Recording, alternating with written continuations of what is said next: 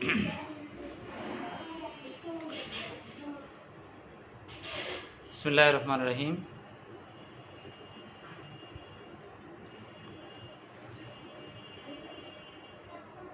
সকল শুভাকাঙ্ক্ষী বন্ধু যারা আমার এই লাইভ প্রোগ্রামটি এখন দেখছেন, তাদেরকে জানাচ্ছি শুভেচ্ছা, অভিনন্দন এবং কৃতজ্ঞতা।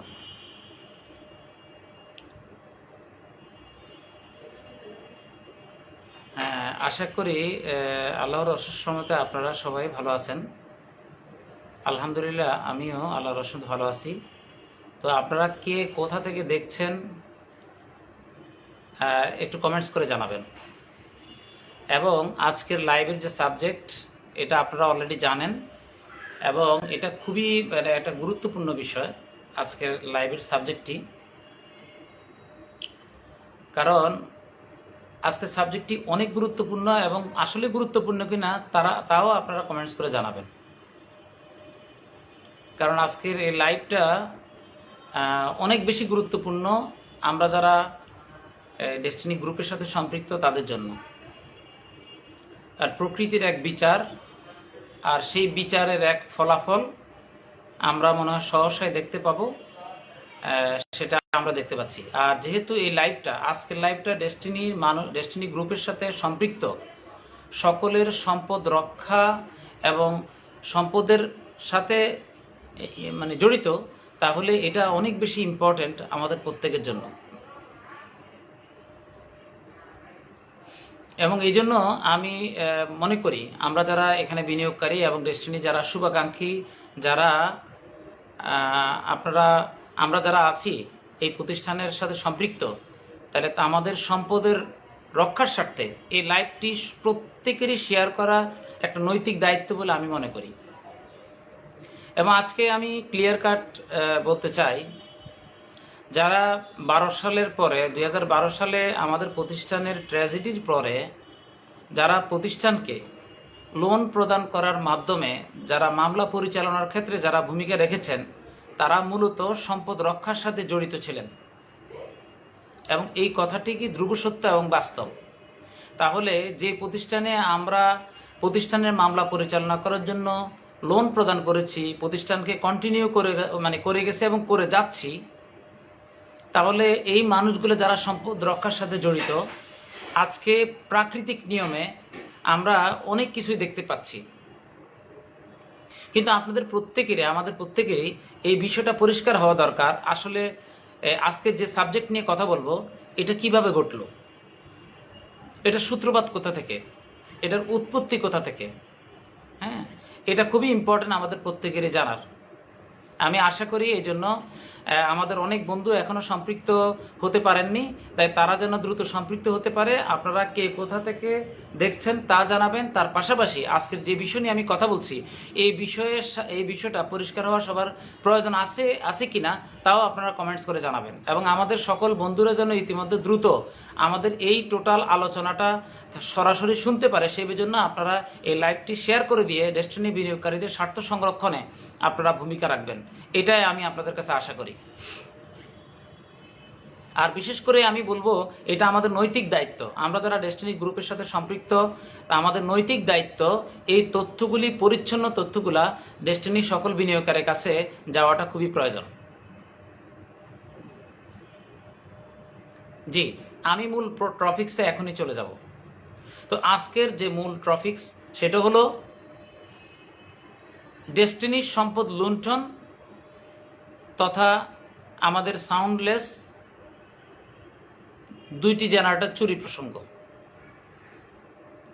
তো এটা আসলে ঘটনাটা কি, এটা কবে ঘটলো, কিভাবে ঘটলো, তাহলে আমাদের কিন্তু বিষয়টা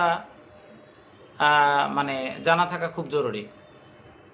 এটা অত্যন্ত জরুরি। আর বিশেষ করে আমরা যারা এই প্রতিষ্ঠানের সাথে বিরতিহীনভাবে এই প্রতিষ্ঠানকে পুনরুদ্ধার এবং মানুষের বিনিয়োগের টাকা ফেরতের কমিটমেন্ট নিয়ে যারা আমরা কাজ করছি, তাদের জন্য তো অনেক বেশি ইম্পর্টেন্ট। কারণ আমরা এই বিষয়টা অনেক আগে থেকেই আন্দাজ করেছি এবং আমাদের কাছে স্পষ্ট ছিল। টোটাল জাতি আগে জানতো না, কয়েকদিন আগে থেকে এখন জানা শুরু করেছে। তো সেজন্য আমাদের প্রত্যেকেরই বিষয়টা পরিষ্কার হওয়া দরকার। তো যাই হোক, আমি সকলকে আবারও মানে আমন্ত্রণ জানাচ্ছি, অভিনন্দন জানাচ্ছি লাইভ প্রোগ্রামে সরাসরি অংশগ্রহণ যারা করছেন তাদের প্রতি অনেক বেশি কৃতজ্ঞতা। তো প্রথমে আমি আমার পরিচয় দিচ্ছি। আমার নাম শহীদুল ইসলাম। আমি ইঞ্জিনিয়ার শহীদ নামে ডেস্টিনি 2000 লিমিটেড বা ডেস্টিনি গ্রুপে পরিচিত। আমি 2001 সাল থেকে ডেস্টিনির সাথে সম্পৃক্ত। 2001 সালের জানুয়ারি থেকেই 1 সাল থেকে আমি জড়িত। এবং আপনারা জানেন যে ব্যক্তিগতভাবে আমি ডেস্টিনির একটা সেলসের একটা পদবি, ডায়মন্ড এক্সিকিউটিভ পদবি অর্জন করি। পাশাপাশি আমি ক্লোজ টু আরও 2টা সেন্টারে ডায়মন্ডের খুব কাছাকাছি অবস্থানে ছিলাম। পাশাপাশি আপনারা অনেকেই জানেন যে ডেস্টিনির অলমোস্ট সকল আঙ্গিনায় আমার বিচরণ ছিল। আমি একটা রেজিস্টার্ড নেট কর্মকর্তা ছিলাম, একটা রেজিস্টার্ড গ্রুপের প্রধান হিসেবে দায়িত্ব পালন করেছি, এখনও করে যাচ্ছি, এবং ট্রেনিং ডিভিশনের সাথেও জড়িত থাকার সুযোগ হয়েছে 2002 সাল থেকে। তো যাই হোক, শুক্রিয়া। তো আজকের সাবজেক্টে আমরা চলে আসি। তো আমরা আজকের সাবজেক্টটা যদি পরিচ্ছন্নভাবে আমরা যদি ক্লিয়ার হতে চাই, তাহলে আমি ছোট্ট করে এই ঘটনাটার উৎপত্তি কোথা থেকে সেটা আপনাদেরকে একটু ক্লিয়ার করা খুব জরুরি। সেটা হলো, দেখেন, ডেস্টিনি যখন ট্র্যাজেডিটা যখন আমাদের এই ট্র্যাজেডি হয়, যখন আমাদের এই 12 সালের পরে আমরা যখন মিডিয়া ট্রায়ালে পড়ি, পরবর্তীকালে আমরা একটা জিনিস দেখেছি যে এই প্রতিষ্ঠানের সম্পদ লুণ্ঠনের সাথে পায়তারা করেছে একজন ব্যক্তি মূল মাস্টারমাইন্ড হিসেবে প্রতিনিয়ত ছিল, যেটা অলরেডি পরীক্ষিত প্রমাণিত হয়েছে। পরবর্তীতে সে তার দলটা ভারী করার জন্য অনেক কাজ করেছে। তাহলে আপনারা জানেন যে এই বিষয়গুলো অনেকটাই জানেন, তারপরে আমি একটু তুলে ধরতে চাই। তাহলে প্রথমত এই ডেস্টিনি মুক্তির সাথে ডিডিএফ জড়িত, তারপরে সোশ্যাল মিডিয়া ফোরাম সহ গো ডায়মন্ড, ডিডাপ থেকে শুরু করে তারপরে আপনার কি বলে সোশ্যাল মিডিয়া গ্রিন ব্লু, তারপরে আপনার বিল ডেস্টিনি ফোরাম, তারপরে আবার কি বলে সেঞ্চুরি প্লাস, এরকম করে গো ডায়মন্ড, এরকম করে আমরা 6টা সামাজিক সংগঠন আমরা কাজ করে আসছিলাম, প্রতিষ্ঠানের পাশে দাঁড়িয়েছি বিভিন্নভাবে, এবং সম্পদগুলি কোথায় আছে না আছে এই বিষয়গুলো আমরা তদারকি করতাম সামাজিকভাবে। এর একটা নমুনা হলো যে আমরা যখন সাংগঠনিক কাজটা মানে শুরু করি, আমরা কিন্তু একটা ডকুমেন্টারি তৈরি করেছিলাম গো ডায়মন্ড টিমের তরফ থেকে। এবং আমাদের যে এত সম্পদ আছে আমাদের বিনিয়োগকারীরা জানতো না। শুধু বিনিয়োগকারী না, আমাদের এই প্রতিষ্ঠানে যারা পরিচালক, এই প্রতিষ্ঠানে যারা শেয়ার হোল্ডার, তারাও বেশিরভাগ লোক কিন্তু প্রতিষ্ঠানের এত সম্পদ তারা জানতো না। আমরা যখন ডকুমেন্টারিটা করি তখন অনেকেরই চোখ বড় বড় হয়ে গেছে। এবং আমার বলতে দ্বিধা নাই, আমি আপনাদেরকে একটা কথা বলি। একটা সময় যখন ডেস্টিনি যখন মানে ট্র্যাজেডিতে পড়ে, তখনকার সময় রফিকুল আমিন স্যার যখন আত্মসমর্পণ করেন, মোহাম্মদ হোসেন স্যার যখন আত্মসমর্পণ করেন, তখন বিনিয়োগকারীদের বা ডিস্ট্রিবিউটারদের মধ্যে ক্রেতা পরিষেবাটা কিছু পলাতক যে সমস্ত পরিচালক আছে তারা দেশের বাইরে চলে যায়। তখন স্বাভাবিকভাবে এই পলাতক যারা দেশের বাইরে চলে যায়, তাদের নৈতিকতার কারণে বিনিয়োগকারীরা কিন্তু অনেকটা ক্ষুব্ধ ছিল যে তারা কেন পালিয়ে গেল। তারা চাইলেও তো আত্মসমর্পণ করতে পারত, তারা তো ফেস করতে পারত।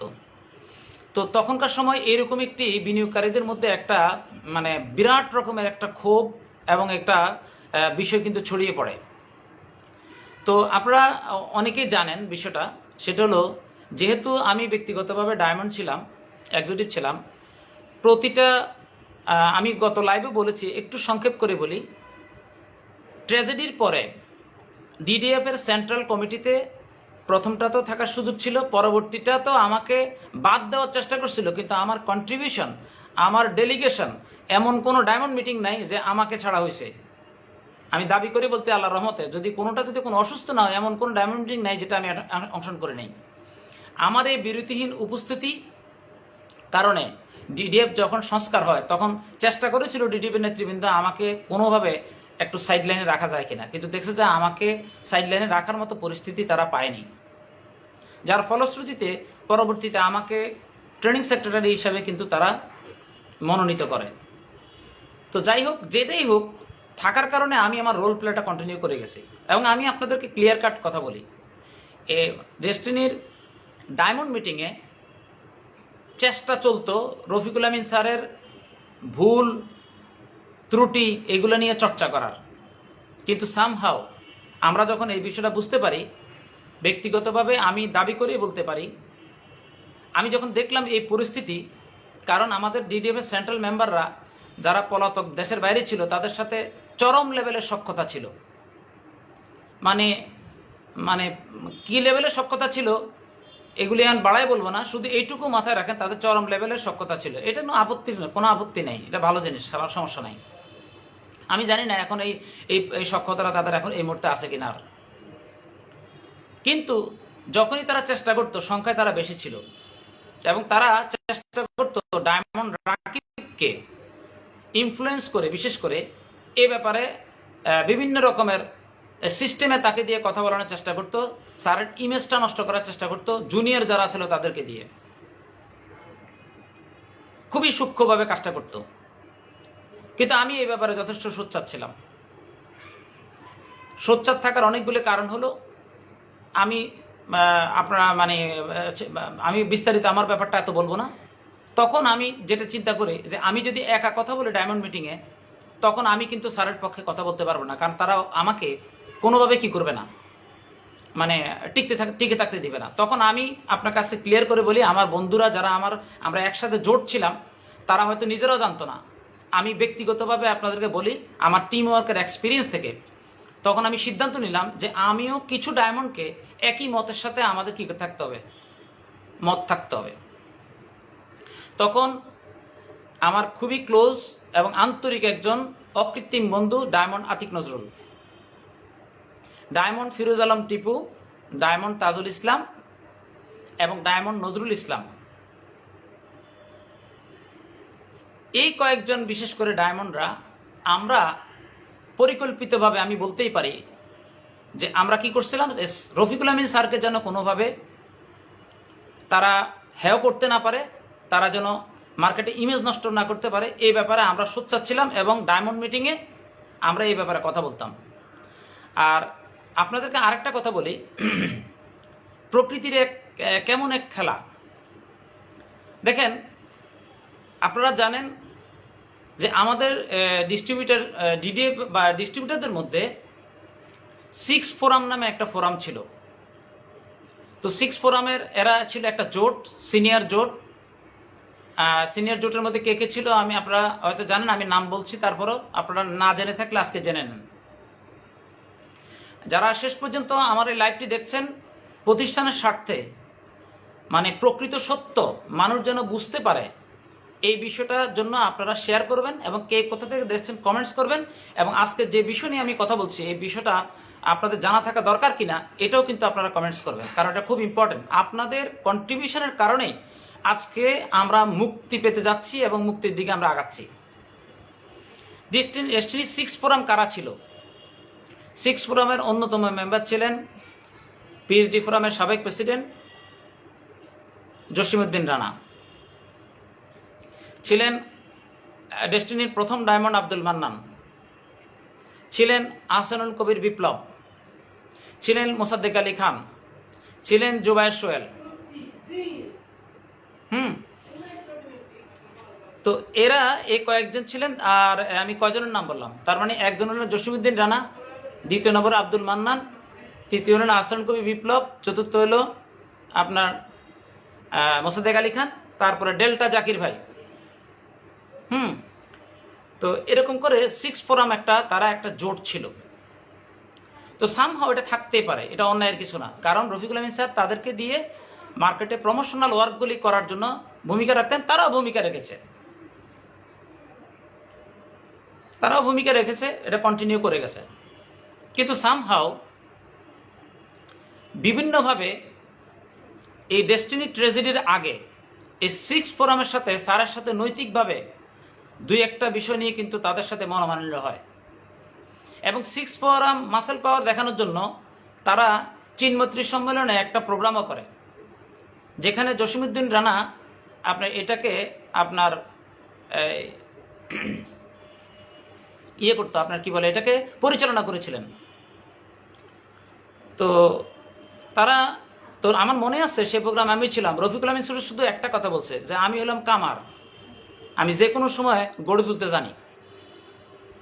তো তারা হয়তো ওই দিন বুঝতে পারে নাই যে রফিকুল আমিন স্যার যে কোনো সময় নতুন করে শুরু করার মানসিকতা রাখে।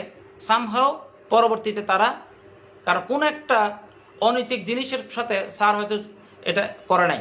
তো এগুলো আমি লাইভে ডিসক্লোজ করবো না, জাস্ট আমি প্রেক্ষাপটটা আজকে বলি আপনাদেরকে। 6 ফোরাম তখন যখন দেখলেন স্যারের সাথে এরকম একটা বিষয়, তখন 6 ফোরাম তাহলে আরও একটা ফোরামকে দাঁড় করানোর জন্য তারা পরিকল্পিতভাবে কাজ করেছেন। কারণ তাদের নিচে আরও একটা সেকেন্ড সেট তারা দাঁড় করিয়েছেন। তো সেকেন্ড সেট মধ্যে কালেকশনে ছিলেন রাজীব মিত্রদা, ডায়মন্ড শাহ আলম, তারপরে আপনার কি বলে ডায়মন্ড ট্রিপল ডায়মন্ড সিরাজুল মনির ভাই, তারপরে বিবিকাশ। তো এইরকম এরা 4 জন ছিলেন তাদের সেকেন্ড সেট মেম্বার।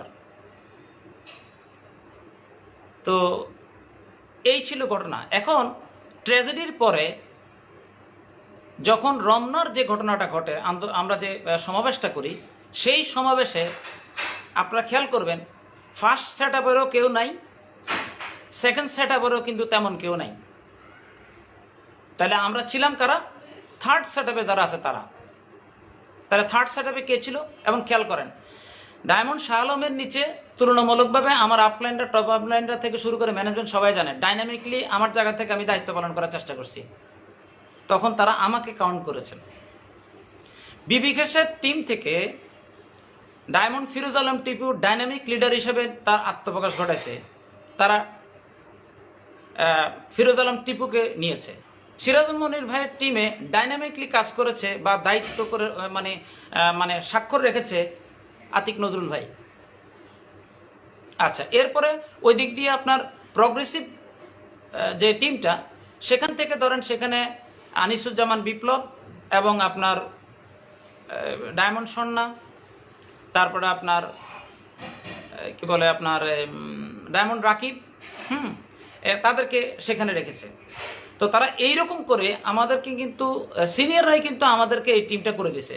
তো আমরা তো যথেষ্ট পরিমাণের আবেগী ছিলাম এবং আমাদের কোনো ভয় ছিল না যে আমরা তো সব দিছি, এখানে সমাবেশ আর কিছু আছে। কিন্তু তারা কিন্তু জানতো যে আমরা এই ধরনের একটা সমাবেশ যখন করব, কমিটি করব, আমরা যে প্রশাসনের রোষানলে পড়ব আমরা কিন্তু জানতাম না, কিন্তু তারা খুব ভালো করে জানতো, কারণ তাদের কাছে গায়েবী মেসেজ ছিল।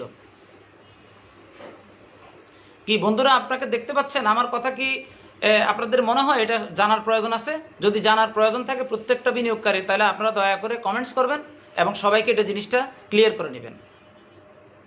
এখন আসেন তাহলে রমনার ঘটনাটা, তাহলে কারা আমরা ছিলাম? তাহলে প্রথম সেট আপ না, সেকেন্ড সেট আপে যারা নিচে যারা ডাইনামিক লিডার ছিল তাদেরকে দিয়েই কিন্তু মানে আমাদেরকে রমনার কমিটিটা করে দেওয়া হয়। আমাদের কোনো আপত্তি নেই, আমরা এটা দায়িত্ব পালন করার চেষ্টা করছি সার্বিকভাবে, সর্বোত্তভাবে। পরবর্তীতে আপনারা জানেন এর মধ্যে আপনার কমিটির মধ্যে আব্দুল্লাহ আল মামুন ভাই ছিলেন, তারপর আপনার আমাদের সফিউল্লাহ ভাই ছিলেন, আর আমি তো যাদের কথা বললাম তারা সবাই ছিল, ঠিক আছে। ডায়মন্ড তাজুল ইসলাম ছিলেন। তো এই কয়েকজন মিলে কিন্তু আমরা রমনার 11 জনের একটা কমিটিতে আমরা ছিলাম। তো পরবর্তীকালে ডিডিএফ এর কার্যক্রম চলছে। একটা সময় যখন প্রতিষ্ঠান কবে রান করবে, কি করবে না করবে, আমরা জানেন আশরাফ ভাই তার জায়গা থেকে চিফ কোঅর্ডিনেটর দায়িত্ব পালন করেন। এর পরবর্তীকালে উনি এমডিআর চালু করেন, মানে আপনার ই কমার্সের মতো করে প্রতিষ্ঠানটাকে রান করার চেষ্টা করেন, যেভাবে রান করেন। পরবর্তীকালে যে ঘটনাটা ঘটে, ডেস্টিনিকে প্রোডাক্ট দেওয়ার জন্য তখন এই আমাদের সেকেন্ড সেট আপে যারা ছিলেন, আপনারা খুব মনোযোগ দিয়ে খেয়াল করবেন, তারা জোট হয়ে তারা একটা কোম্পানি করে। সেই একটা তারা বলেছে তারা কোম্পানিটা করেছে ট্রেডিশনাল, সেই কোম্পানিটার নাম হলো সিগনেচার। তাহলে সিগনেচারে কে ছিল? সেখানে ছিল বিবিকাশ, সেখানে ছিল রাজীব মিত্রদা, সেখানে ছিল ডায়মন্ড শাহ আলম, সেখানে ছিল সিরাজুল মনির ভাই, সাথে যোগ হয়েছে আব্দুল মান্নান ভাই, কারণ উনি ব্যবসায়িক মাইন্ডের। তার মানে 6 ফোরামের একজন আর বাকি হলো সেকেন্ড সেট আপ, এই 5 জনে মিলে কিন্তু তারা সিগনেচার কোম্পানিটা করে। তো আমরা যারা তাদের ডাউনে, আমরা যারা দায়িত্ব নিয়ে কাজ করেছি সব সময়, আমাদের কাছে জিনিসটা কেন জানি মনে হয়েছিল যে এখানে ডালমে কুচ কালা হ্যায়। তো আমরা আপত্তি নেই, তারা ট্রেডিশনালি বিভিন্ন সিম টিম নিয়ে কাজ শুরু করেছে। তারা এই ডিডিএফ এর সোশ্যাল মিডিয়া তখন ফেসবুকে তখন আমাদের এই প্রতিষ্ঠানের প্রচার প্রসার আন্দোলনের কাজটা চলছিল। তখন রানা নামে একজন আমাদের ভাই তাকে ব্যবহার করেছিল। পরবর্তীতে রানা সিরাজ মানে সিগনেচারে যারা সাথে জড়িত যারা আছে তাদের কলকাঠিতে রানা চলতো। পরবর্তীকালে নাজিমুদ্দিন জুয়েল বিষটা বুঝতে পারে রানার সাথে একটা দূরত্ব তৈরি হয়। তানবীর থেকে শুরু করে আমাদের মানে আপনার জাপানে আমাদের একটা আছে কানন ভাই, তারপরে আমাদের ওমর ফারুক ভাই, আমাদের আব্দুর রহিম ভাই, এরা আইটিতে এইভাবে স্বপ্রণোদিত হয়ে তারা কাজটা করে নাজিমুদ্দিন জুয়েল সহ। তো আমরা সামহাও ধরেন এই বিষয়টা অবলোকন করি। আর যেহেতু ডিডিএফ এর নেতৃবৃন্দ তারা পরবর্তীতে আমাদের বেনজির ভাই প্রেসিডেন্ট, সেক্রেটারি ছিলেন রাজীব মিত্রদা। তো প্রেসিডেন্ট সেক্রেটারি একটা প্রভাব থাকে। অর্গানাইজিং সেক্রেটারি ছিল আমাদের আপনার কি বলে মহিউদ্দিন রিপন। ও আমাদের ইয়ের মধ্যে মহিউদ্দিন রিপন ভাই ছিলেন আমাদের টোটাল 11 জনের সেট আপের মধ্যে। তো যাই হোক, এইভাবে করে আপনার মানে ঘটনাগুলি ঘটে। আমরা পরবর্তীতে দেখলাম যে সিগনেচারের সাথে জড়িত যারা আছেন তারা MLM ওয়ার্ল্ড নামে একটা পেজ খুলেন। তো আমাদের বক্তব্য ছিল, আমরা যারা প্রতিষ্ঠানের সাথে জড়িত ছিলাম, যে আপনি ট্রেডিশনালি যে কোনো কিছু করতেই পারেন, কিন্তু আমাদের এই নেটওয়ার্কের সাংগঠনিক নেটওয়ার্ক ব্যবহার করে আপনি আবার অন্য কিছু করেন, কিন্তু এটা সামগ্রিক হইতে হবে। আপনারা চাইলে আমাদের অ্যাসোসিয়েট নিয়ে ব্যবসা করবেন আর আমরা এটা দেখব, ব্যাপারটা তো এরকম হইতে পারে না। তারা একটা পেজ চালাতো, সেটার পেজটার নাম কি MLM ওয়ার্ল্ড। খুব মনোযোগ দিয়ে কথাগুলি খুব খেয়াল করবেন। তো আমাদের কথা হলো শুক্র 7 দিন হয় নাই, আপনি ডেস্টিনি ওয়ার্ল্ড বাদ দিয়া আপনি MLM ওয়ার্ল্ড করে ফেললেন। তো আমরা তো বুঝতে পারছি ঘটনা কি। তার মানে ওই পেজের মধ্যে বিভিন্ন MLM কোম্পানিরও আপনার বিভিন্ন অ্যাড যায়। তার মানে আপনি এখনই কয়দিনের মধ্যে ডেস্টিনি আন্দোলনের নাম নিয়েছেন, আপনি MLM ওয়ার্ল্ডে চলে গেছেন।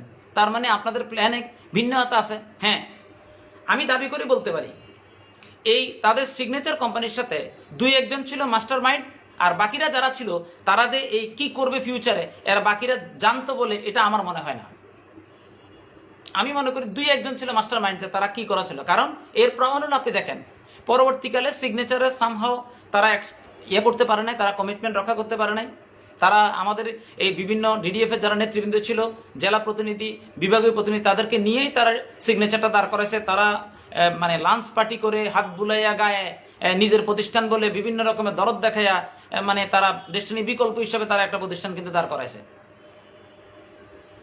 পরবর্তীকালে যেভাবে হোক সিগনেচার দাঁড়াইতে পারে না অনেকগুলো কারণে, তারা তাদের কমিটমেন্ট রক্ষা করতে পারেন। কিন্তু পরবর্তীকালে আমরা কি দেখতে পাই, আপনি যদি খেয়াল করেন রাজীব মিত্রদা একটা কোম্পানি করছে। আমি কিন্তু এই কাজ করছি, এটা অপরাধ না, কিন্তু কি ঘটনাটা কি ইতিহাস জানতে হবে। পরবর্তীতে কি ঘটনা ঘটলো, মহিউদ্দিন রিপন ভাই আলাদা একটা কোম্পানি করলো MLM কোম্পানি। তার মানে ডিডিএফ এর নেতৃবৃন্দরাই কিন্তু বিভিন্ন MLM করেছে। আশরাফ ভাই আমার বাজারের সাথে সম্পৃক্ত হয়ে গেল। যাই হোক, এইভাবে করে পরবর্তীকালে সাংগঠনিক স্থবিরতার মাধ্যমে 6টা সংগঠন সামাজিকভাবে দায়িত্ব পালন করা শুরু করে, হাঁটিয়ে করে আজকের এই পর্যায়ে। এখন আসেন, যখন এরকম বিভীষিকাময় মুহূর্তে আমি গত লাইভে কেন ডিটিউকো অ্যাসোসিয়েটস লিমিটেড এই প্রতিষ্ঠানটা গড়ে তোলা হলো এটার পুরো বিষয়টা আমি তুলে ধরেছি। আপনারা যারা এই গত লাইভটা দেখেন নাই, আমি বিনীত অনুরোধ করব যে আপনারা প্রতিষ্ঠানের স্বার্থে, বিনিয়োগের স্বার্থে, মানুষের স্বার্থে আমার গত লাইভ প্রোগ্রামটি দেখবেন। আপনার পরিচ্ছন্ন ধারণা থাকা খুব জরুরি, কারণ ইতিহাস বড় নির্মম। আপনাকে এই পরিচ্ছন্ন তথ্য জানতেই হবে যদি আসলে কি ঘটনা ঘটতে যাচ্ছে। যে আপনারা কি মনে করেন যে আজকের এই তথ্যগুলি সবার জানা থাকা দরকার?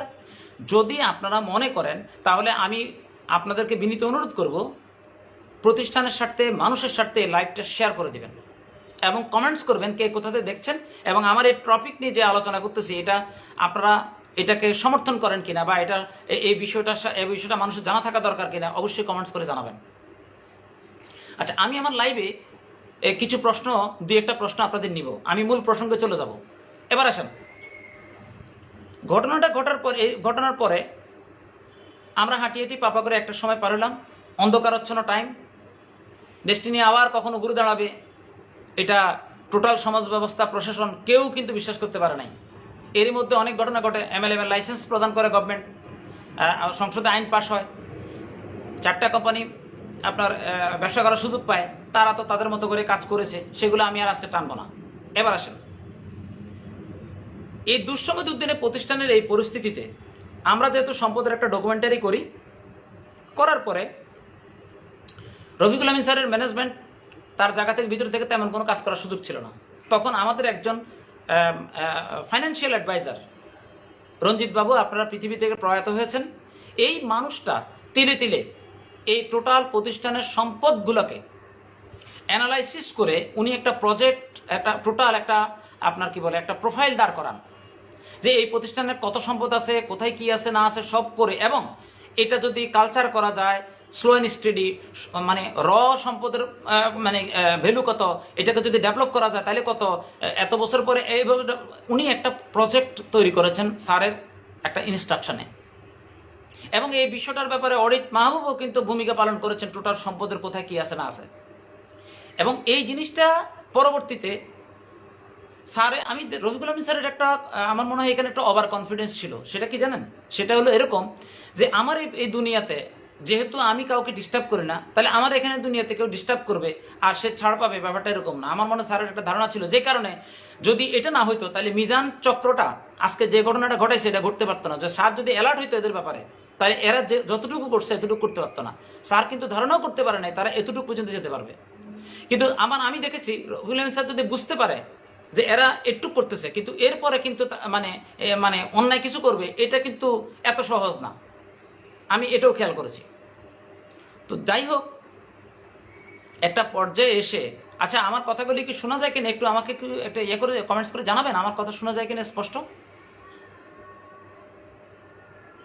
জি, আচ্ছা। এরপরে কি ঘটনা ঘটলো আপনারা জানেন, ডিটুকে অ্যাসোসিয়েটস এর ডিএমডি হিসাবে আপনার বহিষ্কৃত কোম্পানি সেক্রেটারি মিজান ডিএমডি হিসেবে অলরেডি বোর্ডে কিন্তু চূড়ান্তভাবে পাশ হয়ে গেছে নোট অফ ডিসেন্টের কারণে। এবং শামসুল হক ভূঁইয়া যে টাকা বিনিয়োগ করছে, এই টাকা প্রতিষ্ঠানে কিভাবে ব্যয় হয়েছে এই হিসাব আজ পর্যন্ত মিজান দেয় নাই, যেই কারণে তার পরবর্তীতে কিন্তু রফিকুল আমিন স্যার অফিসিয়ালি জেল কোডের হিসাবে আমাদের যিনি আপনার কি বলে আপনার মান্য করে সিস্টেমেটিকভাবে তাকে কিন্তু বহিষ্কার করে। তো আমি যখন নোট অফ ডিসেন্টের দিই, আমার স্পষ্ট মনে আছে, আমার সাথে যারা ছিলেন বোর্ডে তারা অবশ্যই কমেন্টস করে জানাবেন। সেখানে যখন শামসুল হক ভূঁইয়া যে টাকা প্রতিষ্ঠানে বিনিয়োগ করেছে, এই টাকা যেহেতু সে দেয় নাই, এই বিষয়টা শামসুল হক ভূঁইয়া নিজে জানতো না। আর এটা যখন আমি তুলে ধরি তাকে, তখন উনি আমলে নিয়েছেন বিষয়টা। আল্লাহর কি হুকুম দেখেন। এবং পরবর্তীকালে এই মিজানকে কিন্তু উনি থাকতে দেন প্রথম এই বোর্ডে। যদি না হতো তাহলে একজনের নোট অফ ডিসেন্টে কিন্তু কিছু যায় আসে না। লিমিটেড কোম্পানিতে একজনের নোট অফ ডিসেন্ট দিয়া কোনো সিদ্ধান্তের হেরফের হয় না। তার মানে মেজরিটি কিন্তু মেইন। তার মানে আমাদের বোর্ডও মেজরিটি কিন্তু মিজানকে পাশ করা দিছে, কিন্তু আমার একার নোট অফ ডিসেন্টে কি হবে? কিছুই হবে না। কিন্তু তারপরও যেহেতু তার টাকার ব্যাপারটা ইম্পর্টেন্ট ছিল, তখন উনি দেখলো যারে ঘটনা তাই। পরবর্তীকালে রফিকুল আমিন স্যারের কাছ থেকে পুরো জিনিসটা স্বীকৃতি আকারে শামসুল হক ভূঁইয়া কিন্তু এটা নেয় তার টাকা, কিন্তু মিজান কিন্তু হিসাব দেয় নাই। কারণ আপনারা জানেন ইতিমধ্যে অলরেডি মিজান আমাদের ডেস্টিনি লাইসেন্স করাবে বলে 86 লাখ টাকা নিয়ে গেছে। এরপর আরও কত টাকা কি করছে না করছে এগুলো তো বলে শেষ করা যাবে না, এগুলো আপনারা ভালোই জানেন। তার বেতন ছিল কত, পরবর্তী বেতন এসে পরবর্তীতে সামহাও স্যার ভিতরে থাকার কারণে সিস্টেমেটিকভাবে বিভিন্নভাবে তাকে ব্ল্যাকমেলিং করেছে সিস্টেমে। 2,56,000 টাকা তার স্যালারি, এরপরে 3.5 লাখ টাকা স্যালারি বানাইছে এবং সব টাকা অলমোস্ট সেই অ্যাডজাস্ট করে নিয়ে গেছে। তো যাই হোক, ব্যাপারটা কেন বলছি, আজকের এই কথাগুলি ইম্পর্টেন্ট এই কারণে, আমার আজকের যে টপিক সেটা আপনাদেরকে ক্লিয়ার থাকতে হবে যে ঘটনাটা কিভাবে ঘটলো। এবার আসেন, পরবর্তীকালে যে ঘটনাটা ঘটলো, তাকে যখন ডিটু কাস্টেস হয় নাই, সে তখন কর্পোরেট ডাইরেক্টর স্যার তাকে স্বপ্ন দেখালো যে ঠিক আছে একটা কাজ করেন, আমি যদি প্রতিষ্ঠান আবার দাঁড় করাই আপনাকে আমি কর্পোরেট ডাইরেক্টর বানাবো, পেইড ডাইরেক্টর। তখন সে চিন্তা করছে ওকে ডান, কারণ আমরা তো আর মেনে নিচ্ছি না। আর শামসুল হক ভূঁইয়া চিন্তা করছে আমার তার টাকাও তখন আর কোনো স্বীকৃতি নেই, তো সেই কারণে উনি আর অ্যাকসেপ্ট করে নাই। এটা আল্লাহর হুকুমের ডিজাইন করা, সিস্টেমেটিক। পরবর্তীকালে যখন মিজানের বিভিন্ন অপকর্মগুলো একদম স্পষ্ট ওঠে, মিজানকে যখন বারবার অ্যালার্ট করা হয় যে তুমি হিসাব দাও, এই বিষয়গুলোর হিসাব দাও, কিন্তু সে কোনো হিসাব দিচ্ছে না, পরবর্তীকালে তাকে সিস্টেমেটিকভাবে বহিষ্কার করা হয়। এবং আপনারা জানেন পত্রপত্রিকা এটা নিউজ হয়েছে, অনেক কিছু হয়েছে, এটা এখন অবধারিত, এগুলো সব ডকুমেন্ট আছে। প্রয়োজন আর একটা লাইভে, আমি অলরেডি এই লাইভে তার কি কি কারণে তাকে বহিষ্কার হচ্ছে এগুলো দিব, আমি আজকে ওইদিকে যাচ্ছি না। এবার যেহেতু আমাদের রঞ্জিত দাদার ফাইন্যান্সিয়াল স্টেটমেন্টটা কপি তার কাছেও ছিল, কারণ মাল্টিপারপাসের সাথে যারা জড়িত তারা এই স্টেটমেন্টটা নিয়ে কাজ করছে, রঞ্জিত দাকে সাথে নিয়ে তার কাছেও গেছে। তখন সে এটা দেখলো যে আরে বাবা, এই কোম্পানি যত সম্পদ আছে এগুলো তো বিশাল ব্যাপার স্যাপার। তখন তাকে বহিষ্কার করার পরে সে চিন্তা করলে কি করা যায়, কারণ তার কাছে তো ভাই অনেক টাকা। মাঝখানে এমনও ঘটনা ঘটছে যে আমাদের এখান থেকে এই পরিমাণ টাকা আয় করছে, চিন্তা করেন, সে একটা পত্রিকা দিছে, আমরা শুনেছি সে জুতার ফ্যাক্টরি দিছে, দিতে পারে, এটা তার ব্যক্তিগত, আমাদের এটা নিয়ে আপত্তি নেই, কিন্তু সে মানে জুতার ফ্যাক্টরি দিয়ে কি পরিমাণ টাকা তার কাছে ছিল। পরবর্তীকালে এগুলো সব কিন্তু কি হয়েছে না হয়েছে আপনারা ভালো জানেন। আমার এগুলো নিয়ে কনসার্ন নাই, আমার কনসার্ন যেখানে সেটা হলো তখন সে পরিকল্পনা করলো, কি করলো, আমাদের সংগঠনের কিছু আমরা জড়িত যারা আছে তাদেরকে সামহাও ড্রিম দেখালো যে এই প্রতিষ্ঠানের এই ঘটনা, এটা কিন্তু বিরাট বড় ঘটনা, ডেস্টিনি চালু করতে হবে। তখন সামহাও আমাদের কিছু লোক সংগঠনের সাথে যারা জড়িত আছে তারা তার সাথে একত্র হয়ে একটা জোট হয়, জোট হয়ে মাল্টিপারপাসের টেক ওভার করা হবে, এখানে সম্পদের অভাব নাই। সামহাও তারা তাদের কথায় মানে কনভিন্স হয়ে গেছে। দুঃখজনক হলো সত্য, তারা কিন্তু তাদেরকে যারা এই আমাদের সংগঠনের সাথে জড়িত হওয়ার পরে যারা জড়িত হয়েছে তাদেরকে কিন্তু পরবর্তীকালে মিজান যখন মানে স্যারের এগেনস্টে যে সমস্ত পলাতক বহিষ্কার মানে পলাতক যারা আমাদের পরিচালক ছিলেন তারা সহ একটা জোট হয়ে তারা একটা কি করেন, একটা ভীষণ একটা জোট করেন মিজানের অর্গানাইজিংয়ে, এবং আমাদের কিছু সংগঠনের লোক এখানে সেখানে জড়িত ছিল। এগুলো সব ডকুমেন্টেড, এগুলি বাইরে ইতিহাস বড় নির্মম, কিচ্ছু করার নাই। তো যাই হোক, কিন্তু পরবর্তীতে আমাদের যারা সংগঠনের সাথে জড়িত ছিল, যখন মিজান সংগঠিত করছে সকল ডাইরেক্টর শেয়ারহোল্ডারকে, তখন আপনারা জানেন ডেস্টিনি রিটার্ন ফোরাম নামে একটা পেজ দিয়ে একটা সংগঠন তাদের কার্যক্রম শুরু করে, এবং এটার পৃষ্ঠপোষক হিসেবে কারা ছিল তাদের ব্যানারটা আমাদের কাছে রেকর্ড করা আছে, এবং এই ব্যানারটা আপনাদেরকে দেখাবো। আমি জানি না এটা দায় দায়িত্ব তারা নেবেন কিনা। তো পরবর্তীকালে তারা কি কমিটমেন্ট দিয়েছিল, তারা 3টা কমিটমেন্ট দিয়ে এই ডেস্টিনিকে তারা আবার ঘুরে দাঁড়াবেন, এই কমিটমেন্ট ছিল। 3টা কমিটমেন্ট কি ছিল? তারা প্রথমত ডেস্টিনির কোনো বিনিয়োগকারী থেকে মামলা পরিচালনা করার জন্য কোনো অর্থ নেবেন না, অর্থাৎ প্রাতিষ্ঠানিকভাবে তারা মামলা চালাবেন, এটা ছিল প্রথম শর্ত। দ্বিতীয় শর্ত ছিল তারা সম্পদগুলোকে টেক ওভার করবেন, রক্ষা করার জন্য তারা আলাদা কমিটি করে কাজ করবেন, খেয়াল করবেন কথাটা কিন্তু। তৃতীয় কি ছিল? মানুষের বিনিয়োগের টাকা ফেরত দিবেন, এবং এই জন্য তারা প্রথম শর্তটা দিয়েছে মানুষের বিনিয়োগের টাকা ফেরত দিবেন। এই জন্য তারা এই সংগঠনের নামও দিয়েছেন কি, ইনভেস্টমেন্ট রিটার্ন ফোরাম। যেই ফোরামের এখন আমরা আর অ্যাক্টিভিটিস দেখি না, এখন তারা এখন মানে তাদের ইতিহাস তো মানে কি এটা আমরা সবাই জানি। এখন ডেস্টিনি এক্সিকিউটিভ ফোরাম নেওয়া একটা ছেলে মানে আপনার কি বলে মিজানের পৃষ্ঠপোষকতা চলতো, এখন দেখি মানে তাকেও আর দেখা যাবে না, এটা আপনারা নিশ্চিত থাকেন, ওয়েট করেন শুধু। আর ওই 2-1 জন যারা উল্টাপাল্টা কথা বলে, আপনি নিশ্চিত থাকেন যে গত 2-4 দিনে যে পরিবেশ তৈরি হয়েছে প্রাকৃতিকভাবে, এই পরিবেশের কারণে তাদেরকে আর খুঁজে পাওয়া যাবে না। একটু অপেক্ষা করেন, ইনশাল্লাহ দেখতে পাবেন। তাহলে তারা এই 3টে শর্ত দিয়ে মানুষকে একত্র করার চেষ্টা করছেন।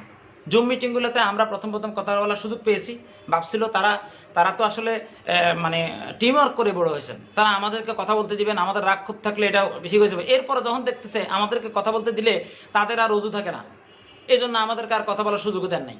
পরবর্তী তারা এককভাবে কাজটা করে গেছেন, জোর করে কাজগুলো করে গেছেন।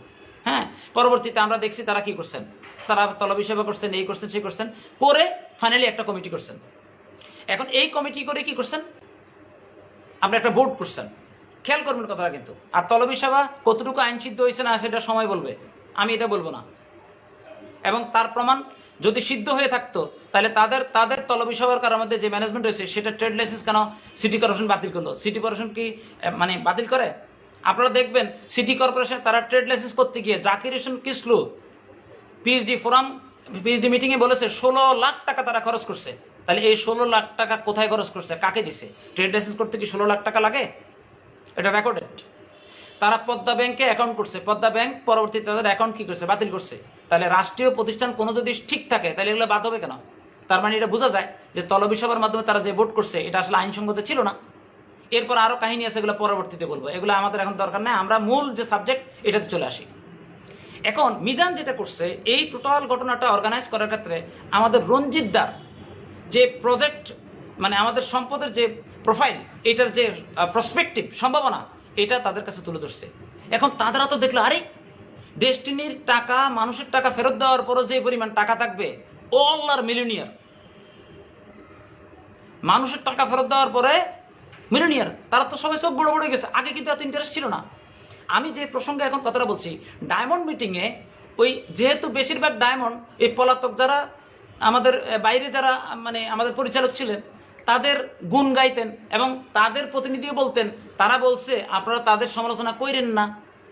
সমালোচনা করতেও কিন্তু বেশিরভাগ পিএইচডিরা, এক্সিকিউটিভরা, ডায়মন্ডরা কিন্তু তাদের সমালোচনা তেমন করে নাই, কারণ ডায়মন্ডদের সাথে তাদের একটা এক্সট্রা কানেক্টিভিটি ছিল। তো এখন তারা কিন্তু ইন্টারেস্ট ছিল না। তাহলে তারা ইন্টারেস্ট ফিল করলো কখন? তারা ইন্টারেস্ট ফিল করলো যখন রঞ্জিতদার যে অ্যাসেটের যে প্রোফাইল, এই প্রোফাইলের সম্ভাবনা যখন দেখছে তখন তারা ইন্টারেস্ট ফিল করলো। তখনই এই ঘটনাটা ঘটে। এবং আসেন তারা আপনারা মনে আছে কিনা, এই ঘটনাটা ঘটার পরে জাকির হোসেন কিসলু চেয়ারম্যান এমডি হিসেবে দায়িত্ব পালন করে বিবিকাশ। এবং আপনারা জানেন বিবিকাশ কিন্তু রফিকুল আহমেদের সাথে, রফিকুল আহমেদ স্যারকে ওপেনলি বাজেভাবে কিন্তু ওনার ইয়ে করছে, যেটা বিবিকাশ করতেই পারে না। রফিকুল আহমেদ স্যার যদি বিবিকাশকে সাপোর্ট না দিত তো এই বাংলাদেশের বিবিকাশ টিকে থাকতে পারতো না। আপনারা জানেন সে একটা মাল্টিপারপাস করছে, সেখানে লক্ষ লক্ষ টাকা, কোটি কোটি টাকা মানুষ তার কাছে পাবে। আলোকিত বাংলা না কি জানি একটা মাল্টিপারপাস। রফিকুল আহমেদ স্যার ওই মানুষগুলোকে আশ্বস্ত করছে, আমি সাক্ষী দিয়ে বলছি, আপনারা এই বিষয়টা টিপু আলমের সাথে কথা বলবেন অথবা বিবিকাশের টিমে যারা পিএইচডি আছে তাদের সাথে কথা বলবেন। এই আলোকিত বাংলার যে ঘটনা ঘটছে এটা যদি রফিকুল আহমেদ স্যার তাকে সাপোর্ট না দিত তাহলে বিবিকাশ বাংলাদেশে থাকতে পারতো না। সেই বিবিকাশ রফিকুল আহমেদ স্যারকে নিয়ে অকথ্য ভাষায় কথাবার্তা বলছে, যেগুলো আমাদের কাছে এভিডেন্স আছে। এবং আমি একটা জুম মিটিংয়ে এই প্রতিবাদ করছিলাম। আমার মনে হয় এখানে যারা দেখছেন তারা অনেকে এই জুম মিটিংয়ে ছিলেন।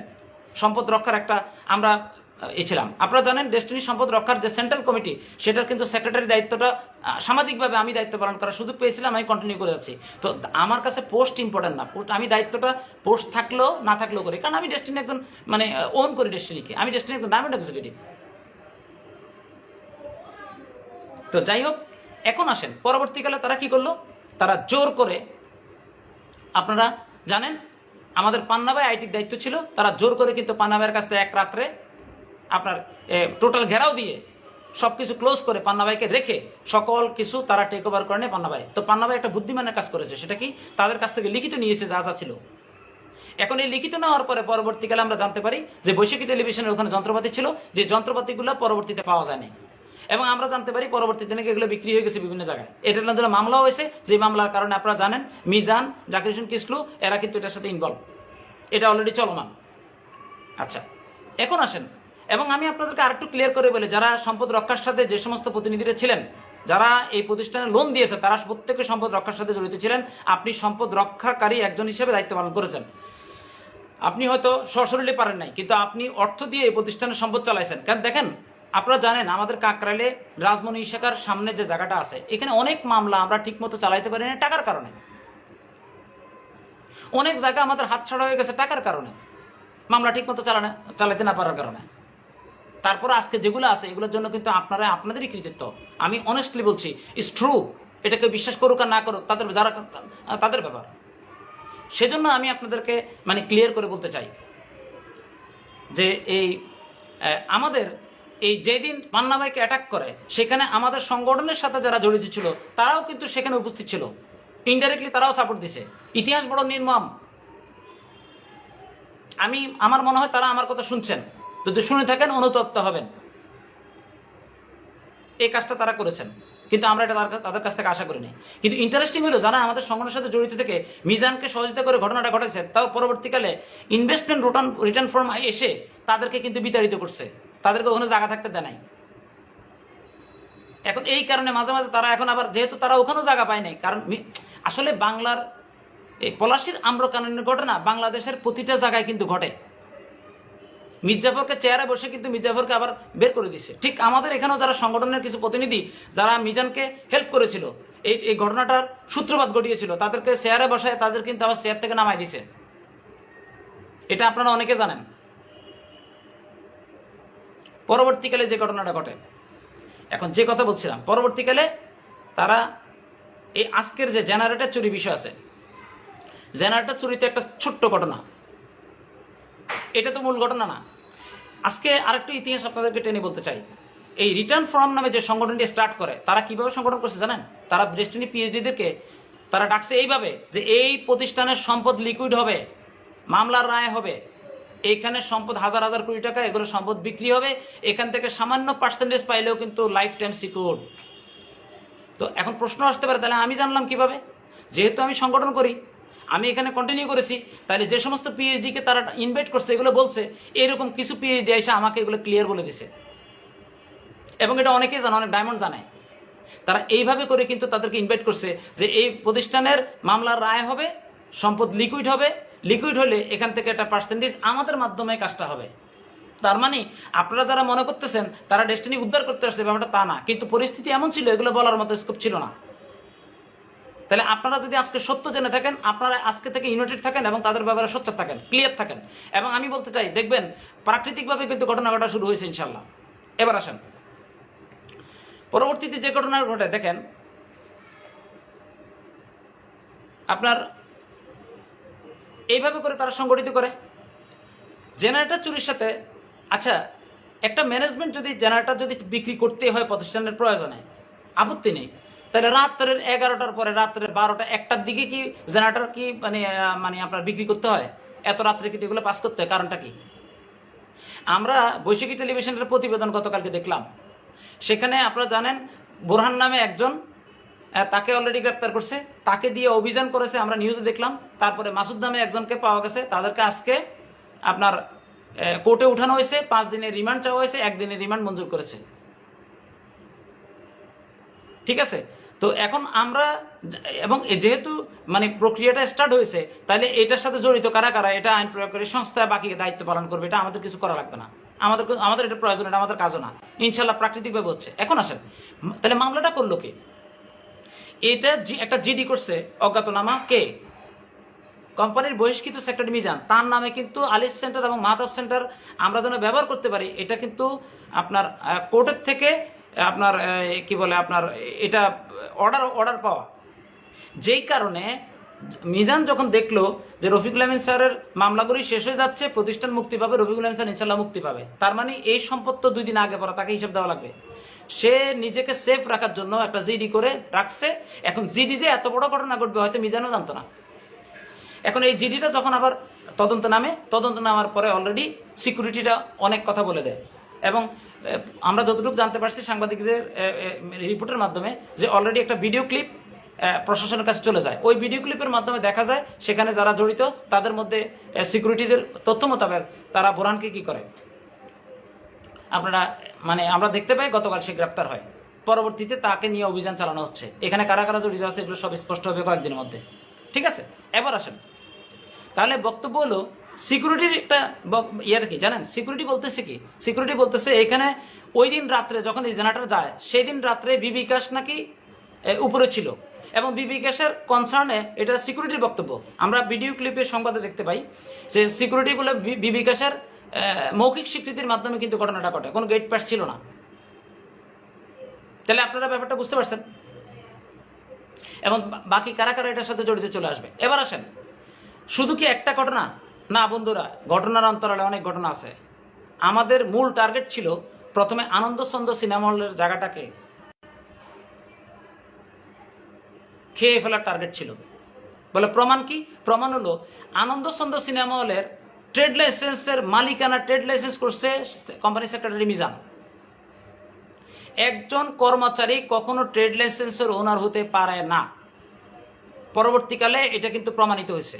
তার মানে তার নামে লাইসেন্স করে এটাকে টেক ওভার করার জন্য কিন্তু যা করার করছে। এটার অন্তরালে অনেক ঘটনা আছে, সব কথা আজকে বলবো না।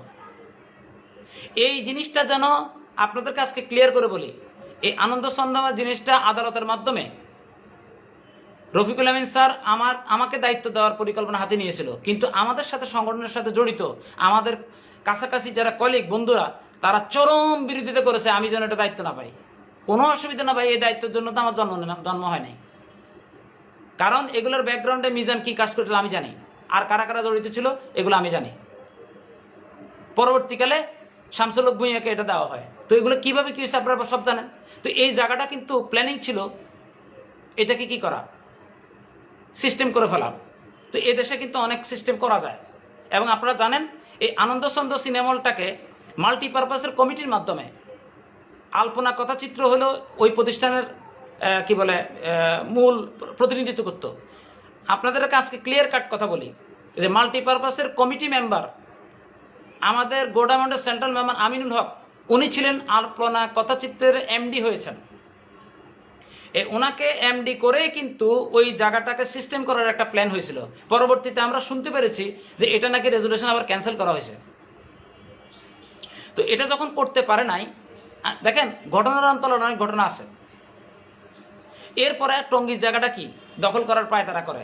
আর শেষ পর্যন্ত আমরা যারা এই প্রতিষ্ঠানের সাথে চাই যে প্রতিষ্ঠান টিকে থাকুক, তাদেরকে আমরা কিভাবে করছি আপনারা জানেন ঘটনাটা। তো এখন আজকের এই জেনারেটর চুরি তো জেনারেটর চুরি না, তাদের প্ল্যান ছিল ভিন্ন। এখন ডেস্টিনির দেখেন আল্লাহর কি হুকুম দেখেন, আজকে আমাদেরকে মানে মানে অন্যায়ভাবে আমাদেরকে হয়রানি করা হয়েছে বিভিন্নভাবে। আইসিটিএনএ মামলা থেকে শুরু করে টঙ্গীর মামলায় হয়রানি করে যখন আমাদেরকে চরমভাবে হয়রানি করা হয়েছে, পরবর্তীতে টঙ্গীর ঘটনাটা যখন আমি খুলে বললাম সবাইকে, ডেস্টিনির সকল ডায়মন্ড পিএইচডি বুঝতে পারছে। এবং দেখেন আমি ব্যক্তিগতভাবে যে মানুষটা কি, আমার আপলাইনরা কিন্তু আমাকে খুব ভালোভাবে চেনে। হ্যাঁ, আমি হয়তো নৈতিকভাবে আমি একটা স্ট্যান্ড করি কোনো একটা জায়গায়, ব্যাপারটা এরকম না যে আমার মাধ্যমে কোনো সম্পদ লুণ্ঠন হবে। তারা অনেক বিশ্বাস করলে এগুলো কোনোদিন করবে না। তো যখন এই ঘটনাগুলি আমি খুলে বলেছি তখন ডেস্টিনি পিএইচডিটা ডায়মন্ডটা সবাই বুঝতে পারছে যে ঘটনা তো খারাপ। আমরা যখন ইয়েতে গেলাম আপনার কি বলে টঙ্গীর জায়গাটা মানে আমাদেরকে যখন ভিতরে নিয়ে গেল, তখন টঙ্গীর জায়গা শত শত ট্রাক দিয়ে এই জায়গাটা কি বালু দিয়ে ভরাট করে ফেললো, কোটি কোটি টাকা খরচ করে। আবার আমরা যখন বেরিয়ে আসলাম আবার বালু ভরা বন্ধ। তারে ভাই আমি তো নিজেও বুঝতে পারি না এইরকম বিগ শট হয়ে কখন বসে আছে আল্লাহ রহমত নিয়ে। তো এগুলো তো তারাই করছে, তারাই করাইছে। তাহলে আমি আপনাদেরকে আজকে স্পষ্ট করি, যে সমস্ত পিএইচডি ডায়মন্ড ডেস্টিনির সকল বন্ধুরা যারা আমাদের দেখছেন, তাহলে আমরা টঙ্গীতে রিমান্ডে যখন আমাদেরকে নিয়ে গেলো, আমাদের ভিতরে যখন নিয়ে গেলো, তাহলে আমরা ভিতরে যাওয়ার পরে ট্রাকে ট্রাকে আপনার বালি ভরাট করতেছে ট্রাক স্ট্যান্ড করার জন্য, দখল করার জন্য। আমরা বের হওয়ার পরে এটা আবার বন্ধ। তো আপনারা যারা পরিচালক ছিলেন, বোর্ডের মেম্বার ছিলেন, তাহলে আপনারা কি করছেন ভাই? আপনারা কি চোখে দেখেন নাই? এগুলো যে টিভিতে নিউজ হয়েছে আপনারা দেখেন নাই? কোথায় ছিলেন? তাহলে বরং আমরা যেন মানে কোনোভাবে বেরোতে না পারি, তা আপনারা সেই ব্যবস্থা করছেন। প্রকৃতির এক বিচার, আপনারা প্রাকৃতিকভাবে মিজান তাকে রক্ষা করার জন্য জিডি করছে, জিডি মামলাতে পরিণত হয়েছে। আজকে কিন্তু যারা এটার সাথে জড়িত সিস্টেমেটিকভাবে এগুলো বেরিয়ে আসতেছে। আমাদের কিছুই করা লাগে না, আমরা শুধু ধৈর্য ধরেছি। এবং আপনারা মানে অল্প কয়েকদিনের মধ্যে আরও অনেক কিছু আপনারা দেখতে পাবেন ইনশাল্লাহ। আশা করছি ইনভেস্টিগেশন যেভাবে চলতেছে আরও দেখতে পারবেন। তার মানে জেনারেটর চুরি একটা ছোট্ট ঘটনা, কিন্তু মূল জেনারেটর চুরি না, মূল ছিল এই প্রতিষ্ঠানের প্রতিটা সম্পদকে সিস্টেম করে করে। আজকে আরেকটা কথা বলি, একটা যদি মানে আপনার কি বলে সম্পদ সিস্টেম করতে পারতো, এরপরে এদেশে কি পরিমাণ টাকা খরচ করলে কি না হয়। তাহলে আজকের যে জেনারেটর চুরি আপনারা দেখতে পাচ্ছেন, এটা কিন্তু শুধু জেনারেটর চুরি না,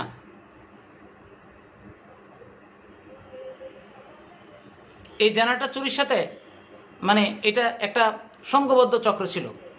এবং আস্তে আস্তে এগুলো সব বেরিয়ে আসবে, আপনারা দেখতে পাবেন। এবং আমরা যতটুকু জানতে পেরেছি, এই বর্তমান বোর্ডের যিনি দায়িত্ব পালন করতেছেন প্রশান্ত, যিনি চেয়ারম্যান আমাদের ব্যারিস্টার প্রশান্ত, পুরো নামটা আমি ক্লিয়ার, যাই হোক, ওনার ইনস্ট্রাকশন, উনি এগুলোকে ফলো আপ দিচ্ছেন। কারণ উনি প্রতিষ্ঠানের সাংবিধানিকভাবে উনি দায়িত্বে আছেন। আমরা আশা করছি যে ওনার এই পদক্ষেপে, ওনার এই তদারকিতে এই প্রতিষ্ঠানের সম্পদ রক্ষার ক্ষেত্রে বিরাট ভূমিকা পালন করবে। আমরা ওনাকে ওনার এই পজিটিভ স্টেপকে যত রকমের সহযোগিতা আছে আমরা ইনশাল্লাহ করব। কারণ আমরা চাই ওনারা যে দায়িত্বটা পালন করতে এসছেন এই পালন করে ওনারা তদারকি করুন, কারণ ওনারা এখন মানে কোর্ট থেকে অ্যাপয়েন্টেড দায়িত্ব পালন করতেছেন। আমরা ওনার এই পদক্ষেপকে সাধুবাদ জানাই এবং এটা যেন কন্টিনিউ চলে। আর আপনারা এই যারা এটার সাথে জড়িত তাদের বিচার হবে কি না বা আমরা এটার পক্ষে থাকবো কিনা, আমরা আজকে এই যে এই লুণ্ঠনের মানে ব্যাপারে যে ঘটনা ঘটতেছে, আমাদের প্রত্যেকটা বিনিয়োগকারীকে আমাদের সোচ্চার হওয়া দরকার, ইউনাইটেড থাকা দরকার। কারণ এদেরকে এই সুযোগ আর দেওয়া যাবে না, এদেরকে আর সুযোগ দেওয়া যাবে না। আজকে আরেকটা কথা আপনাদেরকে বলি, একটু স্মরণ করাই দিই ইতিহাস। দেখেন এই ঘটনাটা সম্ভবত 2018 শেষ বা 19 প্রথম। তো একদিন আমি রমনা পার্ক দিয়ে এই যে আমাদের পিএইচডি এমদাদ সহ যাচ্ছিলাম। তো ডিটুকে অ্যাসোসিয়েটসের কার্যক্রম নিয়ে আমরা টুকিটাকি আগায় যাচ্ছিলাম। তো তখন আমরা আমাদের পরিচালনা বোর্ড ছিল না, তখন আমরা কমিটি করে কাজটা করতাম। তো আমি এই ডিটুকে অ্যাসোসিয়েটসের কার্যক্রম নিয়ে যখন এমদাদের সাথে কথা বলি, তখন এমদাদ চরম ক্ষুব্ধ হয়ে এসে একটা কথা বলে। দেখেন কথাটা খুব মনোযোগ দিয়ে খেয়াল করবেন। আমি রমনা পার্কের ইয়েতে ওই যে আপনার কি বলে আপনার মানে ঢাকা ক্লাবের সামনে, তো এমদাদ আমারে বলে যে ঘটনা ঘটবে কি, কোর্ট থেকে অ্যাপয়েন্টেড হবে। তখন কিন্তু তলবি সভাটা এগুলো কিছুই হয় নাই, তখন শুধু তারা একত্র হয়েছে, মানে রফিকুল আলম স্যারের এগেনিস্টে একত্র হয়ে কাজটা করতেছে।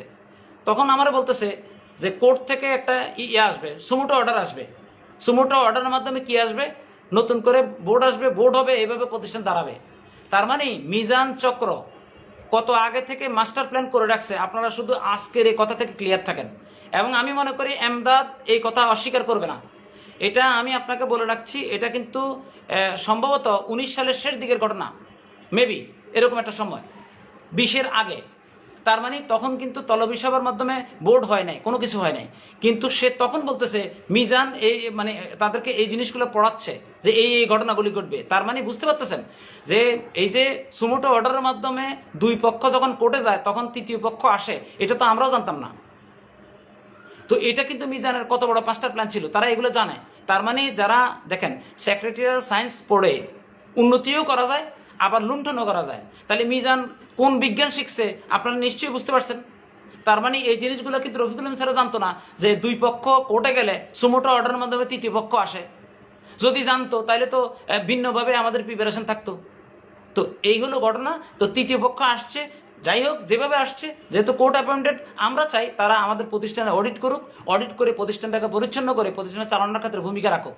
যখন রফিকুল আলম স্যার ম্যানেজমেন্টরা সবাই আবার কি করবেন, প্রতিষ্ঠানের জন্য আবার স্টেপ নেবেন, প্রতিষ্ঠান দাঁড়াবে। তাহলে এই বোর্ড তাদের অফিসিয়াল কার্যক্রম চালাক, আমাদের কোনো আপত্তি নেই, আমরা এটার পক্ষে আছি।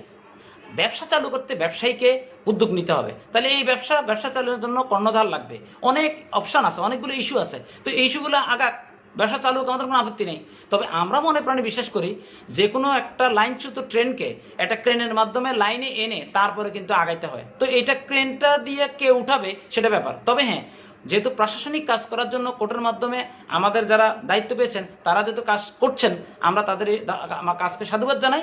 এবং এই যে ধরেন আজকে এই আপনার কি বলে শুধুমাত্র একটা ঘটনা, সেটা কি আপনার জেনারেটর চুরি, সেই জেনারেটর চুরির মাধ্যমে ঘটনা ঘটছে। কিন্তু শুধু জেনারেটর চুরিটা একটা ঘটনা ছিল না, এইভাবে একে একে বহু সম্পদ বিক্রি করার জন্য তারা পায়তারা করছে, বহু সম্পদ, বহু কিছু করার জন্য। এবং আপনাদেরকে একটা কথা বলি, আচ্ছা কোম্পানির যারা মালিক বা ওনার বলি, মালিক বলা যাবে না, শেয়ার হোল্ডার, পরিচালক, তারা প্রতিষ্ঠানে যখন দুর্দিন হয় তখন কি প্রতিষ্ঠান থেকে কোনো টাকা পয়সা নেয়? এই পৃথিবীতে কোথাও দেখাতে পারবেন যে প্রতিষ্ঠানের দুর্দিনে মালিকরা প্রতিষ্ঠান থেকে বেনিফিট নেয়? এটা কোনো চিরাচরিত নিয়ম হইতেই পারে না। তাহলে মালিকরা কি করে, দুঃসময় দুর্দিনে তার প্রতিষ্ঠানে যারা কর্মচারী কর্মকর্তা বা প্রতিষ্ঠানের সাথে সংশ্লিষ্ট তাদেরকে টেক কেয়ার করে একটা জায়গা প্রফিটেবল জায়গা নিয়ে সে প্রফিটটা পরবর্তীতে নেয়। হ্যাঁ, সে এমন প্রফিট নেয় যেটা কর্মচারী কর্মকর্তারা কোনোদিন কল্পনাও করতে পারে না, কিন্তু সে দুঃসময় কি করে, কেয়ার করে। এটাই কিন্তু একটা প্রতিষ্ঠানের যিনি ওনার, এটার কাজ। তাহলে আমাদের যারা পরিচালনা পর্ষদে যারা দায়িত্ব পালন করছেন, এদের মধ্যে আমরা কিন্তু দেখলাম কি তারা নিজেরা কিভাবে এখান থেকে নিবে এই অ্যাটিচিউডটাই কিন্তু আমরা দেখতে পেয়েছি। তাহলে আপনি যদি ওনার হন তাহলে আপনাকে নতুন করে আবার ফাইন্যান্স করে প্রতিষ্ঠানকে ঘুরে দাঁড়াইতে হবে। এটা হলো একটা ওনারের কি অ্যাটিচিউড। কিন্তু তারা কি এই নতুন করে আবার এখানে ফাইন্যান্স করে প্রতিষ্ঠানকে আগায় নেওয়ার ক্ষেত্রে তাদের কোনো মন মানসিকতা কেউ আপনারা দেখছেন পাইছে নতুন বোর্ডের কেউ? এটা দেখা যায় না। কারণটা কি? কারণ কি ওন করতে হয় ভাই, নাহলে তো হয় না। তাহলে এই জন্য ওনারশিপ বলা হবে না। কারণ রফিকুল আমিন স্যার বেশিরভাগ লোকরা এই প্রতিষ্ঠানের মালিকানা আনছে। এখন অনেকে দাবি বলে কি জানেন, যে দুঃসময়ে আমরা টাকা দিয়েছি তাই প্রতিষ্ঠান। আরে ভাই, রফিকুল আমিন স্যার আপনি 1 লাখ টাকা দিয়েছেন, উনি কি টাকা দিতে পারতো না? তাহলে রফিকুল আমিন স্যার ভাবির বাড়িটা যখন বন্ধক দিয়ে 60 লাখ টাকা যখন লোন নেওয়া হয়েছে, তখন আপনার পুরো টাকারই তো স্যারে চাইলে শেয়ার নিয়ে নিতে পারতো। ভাবি তো পুরো টাকা শেয়ার নিতে পারতো, নেয় কেন? স্যার এই প্রতিষ্ঠানটাকে লার্জ স্কেলে নিবে তাই অনেকের সুযোগ দিচ্ছেন। তার মানে দুর্দিন বলতে রফিকুল আমিন স্যার কি ক্যারেক্টার এটা আমরা বুঝি। আপনি এটা দাবি করতে চান যে এই টাকার কারণে প্রতিষ্ঠান রান করে না? বিষয়টা তা না। প্রতিষ্ঠানের এই দুঃসময়ে কে কে ফাইন্যান্স করেছে সেটার জন্য ত্যাগী লোক হয়, এরকম লোক যেন প্রতিষ্ঠানে আসে, এটাই ছিল রফিকুলের প্ল্যান। আজকে দেখেন আমরা যারা এই প্রতিষ্ঠানে লোন দিয়েছে, এই প্রতিষ্ঠানকে কিন্তু স্যার কি করছেন, তাদের একটা নতুন একটা স্ট্রাকচার তৈরি করেছেন। তার মানে দুঃসময় কিন্তু কোম্পানির ওনারশিপ গ্রহণ করতে হয়। এই যে আমরা যারা আজকে প্রতিষ্ঠানের আপনারা যারা হাজার হাজার লোক এই প্রতিষ্ঠানকে যে লোন দিচ্ছেন, এটা কিন্তু মনে রাখবেন, এটা আপনি প্রাইস পে করছেন দুঃসময়। এটার মূল্য আল্লাহ যদি স্যারকে হাতে পাচ্ছে রাখে, এটা ইনশাল্লাহ সবাই বুক করবেন ইনশাল্লাহ। আমি দাবি করে বলতে পারি, শুধু দোয়া করেন স্যারকে যেন আল্লাহ সুস্থভাবে ফিরে পাই। তার মানে দুঃসময় দিয়ে দিন। এখন 2-1 জন যদি আপনি বিনিয়োগ না করেন, কেউ না কেউ করবে। এটা একটা অপরচুনিটি তৈরি করা হয়েছে। এখন আপনি হয়তো অপরচুনিটি দেখতেছেন, আপনি মনে করতেছেন আমি অনেক কিছু করে ফেলছি। না, যিনি আমাদেরকে অপরচুনিটি দাঁড় করানো জানেন উনি জানে এক সময় আপনার যে কন্ট্রিবিউশন, এই কন্ট্রিবিউশন যদি ফলপ্রসূ রূপ নেয়, আপনি এই দুঃখ ভুলে চিন্তা করবেন যে আপনি ভাগ্যবানদের কাতারে যাবেন, যে আল্লাহ যদি ওনাকে সহি সালামতে যদি ইনশাল্লাহ সুস্থভাবে আল্লাহ আমাদের কাছে ফিরিয়ে নেয়। ঠিক ডেস্টিনি দুঃসময় যারা 1 লাখ টাকায় শেয়ার হোল্ডার রয়েছে, তারা শুধুমাত্র 1 বছরে কিন্তু 42 লাখ টাকা প্রফিট নিছে, এবং এটা হলো বাস্তব। তো যাই হোক, আমাদের এটা কোনো আপত্তি নেই, কিন্তু আপত্তি হলো যে আপনারা যারা আজকে এই জেনারেটর চুরির সাথে এই যে সিস্টেমেটিকভাবে এখন আমরা দেখতে পাচ্ছি, এগুলো তো আপনাদের কাছ থেকে আমরা কামনা করিনি, কোনো বিনিয়োগকারী কামনা করে নাই। তাহলে আপনারা প্রতিষ্ঠানের দায়িত্ব পালন করতে এভাবে কেন, রাতের অন্ধকারে কেন আপনারা করতে পারবেন? দিনে করেন, সবার সামনে করেন, রেজুলেশন করে কাজটা করেন, এটা অফিসিয়ালি করেন। তাহলে অফিসিয়ালি করলেন না কেন? এখন পুলিশ ইনভেস্টিগেশন করে সঠিক তথ্য বের করবে এবং আপনারা প্রকৃত সত্য ইনশাল্লাহ জানতে পারবেন। তো আমি বিশ্বাস করি আমার এই আজকে আলোচনা যারা শুনলেন, প্রত্যেকটা বিনিয়োগকারীর এটা প্রয়োজন আছে। তাই যারা আমার এই কথাগুলি পরবর্তীতে রেকর্ডে শুনবেন, আমি মনে করি তারা কমেন্টস করে জানাবেন এবং এটা শেয়ার করে প্রত্যেকটা বিনিয়োগের কাছে এই টোটাল ইতিহাসটা তাদের কাছে তুলে ধরবেন। কারণ প্রত্যেকেরই জানা থাকা দরকার, প্রত্যেকেরই এই বিষয়টা জানা থাকা দরকার। ঠিক আছে? আর আপনারা জানেন, আমি আপডেট একটু আলোচনা করতে চাই। আমাদের ট্রি প্লান্টেশনের মামলাটা আর মাত্র 3জন হোক 4জন হোক, অ্যাপ্রক্সিমেট যে কয়েকজন আগামী 16 তারিখে আসবে, এটাই কিন্তু সাক্ষীদের সাক্ষ্য গ্রহণ শেষ হয়ে যাবে। এরপরে আয়ুর সাক্ষ্য শুরু হবে, সেটা হয়তো 4-5 সপ্তাহ হবে। আমরা আশা করছি আয়ুর সাক্ষী যখন হবে তখন প্রতি সপ্তাহে 2বার যদি শুনানি হওয়ার সুযোগ থাকে তাহলে খুব দ্রুত হয়ে যাবে। তার মানে সব কিছু মিলে আমরা যদি খেয়াল করি, আগামী মাস 3 মধ্যে আমাদের এই মামলাটা চূড়ান্তভাবে কিন্তু এটা রেজাল্ট পাওয়ার একটা অপেক্ষা আছে। আর যে কোনো সময় আল্লাহর রহমত থাকলে যে কোনো ঘটনা ঘটতে পারে। সবাই সবার জন্য দোয়া করেন এবং রফিকুল আহমেদ সাহেবের দোয়া করেন। আর যারা আমাদের এই প্রতিষ্ঠানের সম্পদ লুণ্ঠন করার সাথে জড়িত হয়ে যারা ভূমিকা রেখেছে, আমি বিশ্বাস করি কি জানেন, ডেস্টিনির কোনো শেয়ার হোল্ডার, ডাইরেক্টর বা বিনিয়োগকারী কোনোদিনও এই প্রতিষ্ঠানের সম্পদের লুণ্ঠনের সাথে জড়িত থাকতে পারে না। তারা কারো না কারো পাল্লায় পড়েছে, কারো না কারো প্ররোচনায় পড়েছে। কিন্তু 18 বছর হওয়ার পরে আমি যদি কারো প্ররোচনায় পড়ি, যদি কিছু করি, তাহলে এটা দায় দায়িত্ব কিন্তু আমাকে নিতে হবে। এই বিষয়টা কিন্তু মানতে হবে। আমরা আপনাদেরকে বিশ্বাস করি, কারণ আমরা জানি এই প্রতিষ্ঠানের সাথে যারা বিনিয়োগ করে তারা কোনোদিনও উল্টাপাল্টা কিছু করতে পারে না। তাহলে এখন আপনারা কেন এই চক্রের সাথে জড়িত হয়ে কেন এই কাজগুলো করলেন? আমরা তো এটা চাইনি। আপনারা কিন্তু সেম। কিন্তু আমরা কি দেখতে পেলাম? আমরা যারা বিনিয়োগ করে আমাদের বিরুদ্ধে আপনারা অবস্থান নিয়েছেন। কি কারণে? আমরা কি আপনাদের শত্রু? আমরা তো চাই প্রতিষ্ঠান গ্রো করো, আপনিও বিনিয়োগ করছেন, আপনার উন্নতি হোক। কিন্তু এই চক্রের সাথে জড়িত হয়ে এই কাজগুলি কেন করতে গেলেন? কি কারণে? তো এখন রাষ্ট্রীয় আইনে আপনি আপনার কর্ম করছেন, পুলিশ ডিপার্টমেন্ট, প্রশাসন যে প্রক্রিয়ায় আইন বিচার প্রক্রিয়া যেটা হবে সেটা হবে। এইগুলি জিনিসগুলো একটা একটা স্পষ্ট হয়ে আসতেছে। কিন্তু আপনি এই প্রতিষ্ঠানের মানুষের সম্পদ নিয়ে কোনোভাবে তো চিনিমিনি করার উচিত হয়নি। এটা তো আমরা আশা করিনি আপনাদের কাছ থেকে। আপনারা তো আমাদেরই একজন, কিচ্ছু করার নাই। তবে একটা কথা মনে রাখবেন, এই যারা আজকে যাদের সিস্টেমেটিকভাবে আসতেছে, এরা আমরা যারা বিনিয়োগ করে আছে, আমরা যারা প্রতিষ্ঠানের পাশে ছিলাম, আমাদেরকে নিশ্চিন্ন করার জন্য হ্যাঁ কোনো কাজ নাই তারা করে নাই। তারা আমাদের সাথে ব্যক্তিগতভাবে আমাদের সাথে বিভিন্ন রকমের বাজে আচরণ করছে। কোন এক মামলা হয়েছে আপনার কি বলে MLM কোম্পানি উদয় হয়ে গেছে, সেই মামলা চার্জশিটে তারা পরিকল্পিতভাবে আমার নাম পুত্রের নাম ঢুকে দিছে, তারা ICTN মামলা দিছে। তো যাই হোক, যারা আমার এই কথাগুলি শুনলেন, তাহলে এই জেনারেটর চুরি না, এই প্রতিষ্ঠানের সম্পদ লুণ্ঠন করার এক পায় তারা। আপনার আচ্ছা আরেকটা জিনিস বলেন তো, এই যে বোর্ড আসার পরে এই যে ট্রি প্ল্যান্টেশনের বড়গুনাতে গাছ কেটে সাবার করে ফেলছে, বিভিন্ন জায়গায় উজাড় করে ফেলছে সাতকানিয়াতে, কই তারা কি এই সম্পদের, তারা এই যে বোর্ড আসলো তারা কেন এগুলো খেয়াল করলো না? কি কারণে? তারা কি এগুলোর দিকে নজর দেওয়ার মতো সময় তাদের হয় নাই? তো এরা কি ভূমিকা পালন আপনারা জানেন।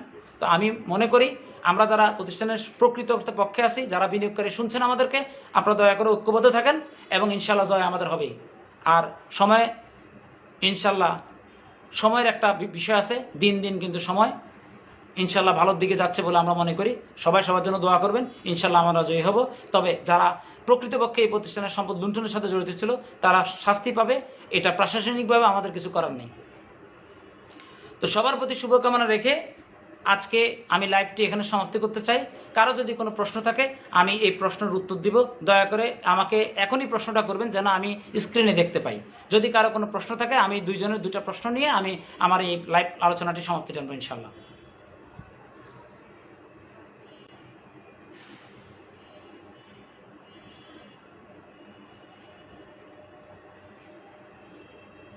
জি, কারো কোনো যদি প্রশ্ন থাকে দয়া করে প্রশ্ন করবেন এবং এই প্রশ্নের উত্তরটা দিয়ে আমি আমার লাইভটা সমাপ্তির দিকে টানবো ইনশাল্লাহ।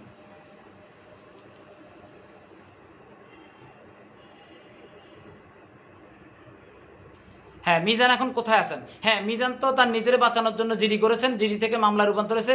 মিজান এখনো মিজানের মতো আছে, আর মিজানের নামে তো আরো অনেক ঘটনা আছে, এগুলো আপনারা জানেন। জি এমডি জাকির, আপনি জাকির ভাই আপনি দয়া করে আমার নাম্বারটা ইয়া থেকে নেবেন, আপনার রোকন ভাই থেকে নেবেন অথবা আমাদের রাশেদ ভাই থেকে নিয়ে নেবেন, না হলে আমি আপনাকে কল দেব ইনশাল্লাহ।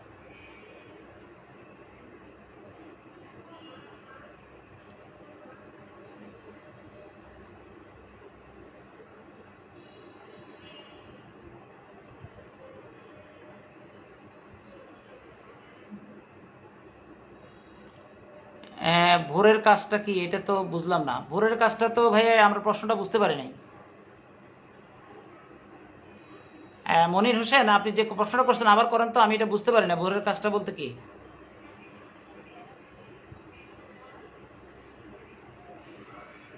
জি, অনেকে শুভেচ্ছা জানাচ্ছেন, আপনাদের সকলকে ধন্যবাদ। হ্যাঁ, আমাদের ডিটু কাস্টের কার্যক্রম নিয়ে পরবর্তীতে কথা বলবো ইনশাল্লাহ। আমরা এটাকে হাঁটিয়ে পাবা করে রান করাবো, এটা আপনারা জানতে পারবেন ইনশাল্লাহ। আমরা এটাকে প্রাতিষ্ঠানিকভাবে আমরা টেক ওভার করার চেষ্টা করতেছি, কারণ আমাদের অনেক কিছু আছে, আপনাদেরকে এটা জানাবো, এটা আলাদাভাবে। আজকের লাইভটা সাবজেক্টে থাকেন। তো যাই হোক, আপনারা অসংখ্য ধন্যবাদ এবং কৃতজ্ঞতা জানাচ্ছি সকলের প্রতি। আমার জন্য দোয়া রাখবেন ইনশাল্লাহ আমরা সবাই ইউনাইটেড থাকবো রফিকুল আমিন স্যারের পক্ষে, কারণ আমরা মুক্তি চাই। মুক্তিটা এখন সবার জানা হয়ে গেছে, এই প্রতিষ্ঠানের আসলে প্রকৃতপক্ষে প্রতিষ্ঠানের পক্ষে কারা কারা দায়িত্ব পালন করছেন এটা সবাই জানে। তো সকলের প্রতি শুভেচ্ছা, অভিনন্দন এবং কৃতজ্ঞতা রেখে লাইভটি সমাপ্তি করলাম। যারা আপনারা এই লাইভটি দেখলেন এবং পরবর্তীকালে দেখবেন, মানুষের স্বার্থে এই প্রকৃত সত্য ইতিহাসটা তুলে ধরবেন, কারণ আজকের এই ইতিহাসটা প্রত্যেকের জানা থাকা দরকার। সকলের প্রতি শুভকামনা রেখে বিদায় নিলাম। আল্লাহ হাফেজ, আসসালামু আলাইকুম সবাইকে।